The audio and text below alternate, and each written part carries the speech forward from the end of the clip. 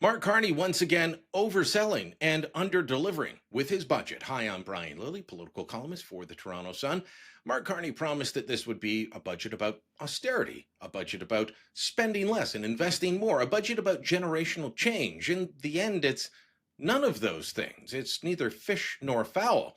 Here's the reality. Spending is up 7% compared to last year. That's not a cut. Yeah, sure, you've heard that there will be 40,000 public servant jobs lost over 3 years, 4 years. That is going to mostly be due to attrition, people who quit or retire not being replaced. And it still doesn't take us back to pre-pandemic levels of federal government employment. They have expanded dramatically over the past several years, way beyond population growth, way beyond inflation. It's out of control in terms of employment coming out of Ottawa. And so this is a drop in the bucket. So what is this budget really all about? It's about spending. Look at the deficit. It's coming in at $78.3 billion. Let me take you back to April 2024. That's when the last full federal budget was delivered. Back then, the federal government projected that the 2025-26 fiscal year deficit would be $38.9 billion. By December, they'd upgraded that to say, well, maybe it'll be $42 billion. Now it's $78.3 billion.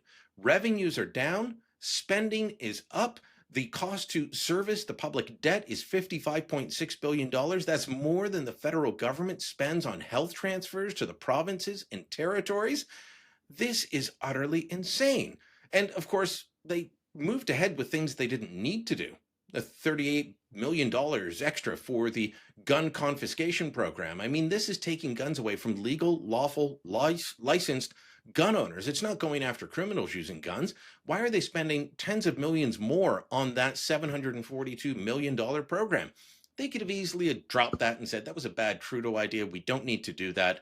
Save some money. They're giving an extra $150 million to CBC and promising that Canada will try and get into the Eurovision Song Contest, because that's what we really need to hear in a federal budget, that we're going into the Eurovision Song Contest.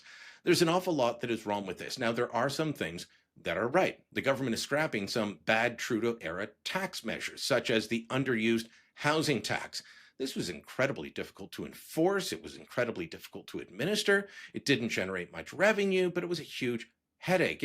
It sounds good on paper. Municipalities try this, federal governments try this, provincial governments have tried this. It doesn't make sense and it doesn't work. There are better ways to invest your time and energy into fixing the housing problem, the housing affordability problem, than this. So I'll give them kudos for that. You've got the government deciding that they're going to do away with the 10% luxury tax on private planes and yachts. And well, some of you might be yelling, well, I don't have a private plane. What the hell? Well, you know what? There are several hundred people that work out at the Bombardier plant here in Toronto, more that work out in the Bombardier plant in Montreal. And you know what they build? The Global 6000, the Global 7500. These are jets that are bought up around the world. But you know what? Since 2021, when this tax came into place, not a single Bombardier jet has been sold to a Canadian.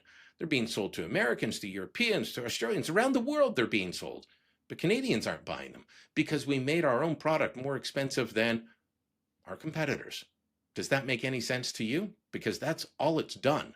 So it's good that they've done away with that. They are bringing in a measure to allow very fast write-off of machinery, equipment, new plants to build on productivity measures. That is an excellent thing. That is something that I have called for in the past. That is a very good measure. But in terms of being big and bold, which is what we need at this point, this budget doesn't go there. It doesn't hit the mark. This is not the generational change budget. If it was, I'd be applauding it. If it did half the measures I called for, which would all be in that frame of a generational change budget, then I'd be saying, yes, this is the right way to go. It's not. Once again, Mark Carney, overselling, under-delivering. He talks big and then he acts small. That's not what we need at this moment. What we need is a leader who is going to act boldly and decisively to unleash Canada's economy. We should be one of the richest nations on earth, and instead we are struggling. The budget talks about how more people are going to be on unemployment insurance over the coming year. They have budgeted more money to go out in EI payments. They're talking about the possibility of a recession in this budget, hinting at it at least. These are not good things. There are measures the government could have taken to at least set the stage for us to take off. That's what they should have done. They didn't do it. They didn't do the work. They weren't bold enough. And for that, the rest of us are going to pay. Let me know what you think. Drop a comment down below. Share this on social media. And don't forget to subscribe to our channel.